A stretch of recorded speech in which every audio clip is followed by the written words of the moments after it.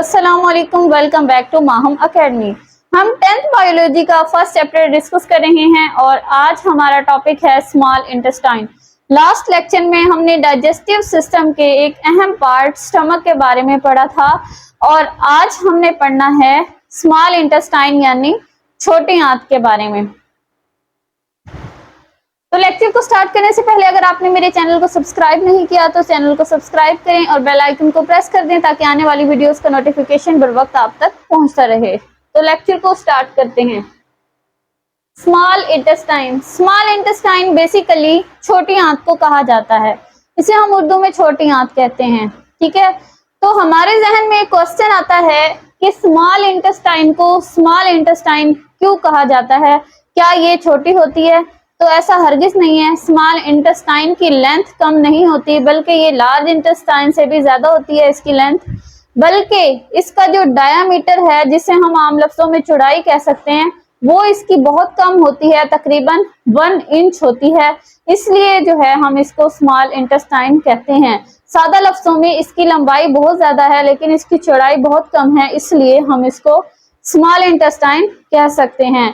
क्योंकि large intestine से भी ज्यादा इसकी लंबाई है लेकिन चौड़ाई इसकी लार्ज इंटेस्टाइन से कम है। ठीक है, तो हम इसका इंट्रोडक्शन देख लेते हैं। ये highly coiled tube of alimentary canal, ये एलिमेंट्री कैनाल की बहुत ही ज्यादा कॉइल हुई ट्यूब है। ठीक है, कॉइल हुई का क्या मतलब है कि उसमें जो है बहुत ज्यादा बल आए हुए हैं। ठीक है, जैसे एक रस्सा होता है और वो बहुत लंबा होता है लेकिन उसको रखने के लिए थोड़ी सी जगह हो तो वो एक दूसरे के ऊपर उसके बल बन जाते हैं। इसी तरह जो है जगह कम होती है और जो स्मॉल इंटेस्टाइन है उसकी लेंथ काफी ज्यादा है, तो फिर ये क्या होती है, हाईली कॉइल्ड हो जाती है। उसके बाद हम देखते हैं कि इसकी लेंथ कितनी है। इसकी जो स्मॉल इंटेस्टाइन यानी छोटी आंत है इसकी लेंथ जो है वो 7 मीटर्स है। ठीक है, तो उसके बाद हम इसकी देखते हैं कि इसका फंक्शन क्या है। Main site of digestion and absorption, कि यहाँ पर जो है ये मेन साइट है डाइजेशन की और एब्जॉर्प्शन की, खुराक के हाजमे और खुराक के इंतजाम, ये दोनों प्रोसेस जो हैं उसके लिए ये मेन साइट है। तो ये थी हमारे पास स्मॉल इंटेस्टाइन का इंट्रोडक्शन। उसके बाद हम देखते हैं कि स्मॉल इंटेस्टाइन के कौन कौन से पार्ट्स होते हैं, छोटी आंत के कौन कौन से हिस्से हैं। सबसे पहले है ड्यूडेनम, फिर है जिजुनम, फिर है इलियम। 3 पार्ट्स हैं। ठीक है, तो फर्स्ट पार्ट को हम ड्यूडेनम बोलते हैं जो कि 25 सेंटीमीटर लंबा होता है। ठीक है, सेकंड पार्ट जो है वो जिजुनम है, ये दरमियानी हिस्सा होता है स्मॉल इंटेस्टाइन का और ये 2.5 मीटर लंबा होता है।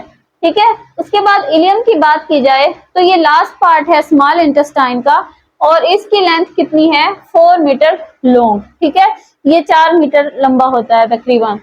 फिर उसके बाद जो है स्मॉल इंटेस्टाइन के अंदर जो हमने अभी देखा कि इसके अंदर डाइजेशन और अब्जॉर्प्शन होनी है, तो इस हवाले से बात करेंगे कि इसके अंदर ऐसी कौन सी सेक्रेशंस पैदा होती हैं जिसकी वजह से डाइजेशन का प्रोसेस होता है। तो यहाँ पर बेसिकली 2 डाइजेशंस के लिए जो है 2 सेक्रेशंस होंगी। एक को तो हम बाइल बोलते हैं और दूसरे को पैंक्रियाटिक जूस कहते हैं। ठीक है, बाइल जो है उसने लिवर से आना है बाइल डक्ट के जरिए और पैंक्रियाटिक जूस ने पैंक्रियास से आना है पैंक्रियाटिक डक्ट के जरिए। कहाँ पे आएंगे, ये जो हमारे पास स्मॉल इंटेस्टाइन का पार्ट है ड्यूडेनम, इसमें आएंगे। ठीक है, तो हम 1 बाय 1 डिस्कस करते हैं। रोल ऑफ बाइल, बाइल का क्या किरदार है। बाइल जो है वो हमारा लिवर यानी हमारा जिगर जो है उसकी एक सेक्रेशन है, सेक्रेटेड बाय लिवर। हमारा जिगर जो है वो बाइल को सेक्रेट करता है। ये enter duodenum via common bile duct, ये एक बाइल डक्ट के जरिए स्मॉल इंटेस्टाइन के पार्ट ड्यूडेनम में दाखिल होता है। ठीक है, ड्यूडेनम क्या है, स्मॉल इंटेस्टाइन का फर्स्ट पार्ट है, ये देखें। ठीक है, इसमें जो है ये एक बाइल डक्ट के जरिए एंटर हो जाता है। उसके बाद है बाइल क्या करता है, बाइल के अंदर साल्ट्स होते हैं, इमल्सिफाई फैट्स, वो फैट्स को इमल्सिफाई करते हैं। इमल्सिफाई का क्या मतलब है कि बड़े बड़े फैट्स को छोटे छोटे ड्रॉपलेट्स में तोड़ देना। ठीक है, तो इसे कहते हैं इमल्सिफिकेशन। तो बाइल का क्या काम है कि बाइल के अंदर मौजूद साल्ट्स इमल्सिफिकेशन करते हैं, बड़े बड़े फैट्स को छोटे छोटे ड्रॉपलेट्स में चिकनाई के तोड़ देते हैं। ठीक है, उसके बाद जो है बाइल के जो पिगमेंट्स होते हैं वो उसको जो है खत्म कैसे किया जाता है, आर एक्सक्रीटेड विद फिसेस, ये जो है फजला मवाद वेस्ट मटेरियल के साथ बाहर निकाल दिए जाते हैं। ठीक है, तो ये था हमारे पास रोल ऑफ बाइल।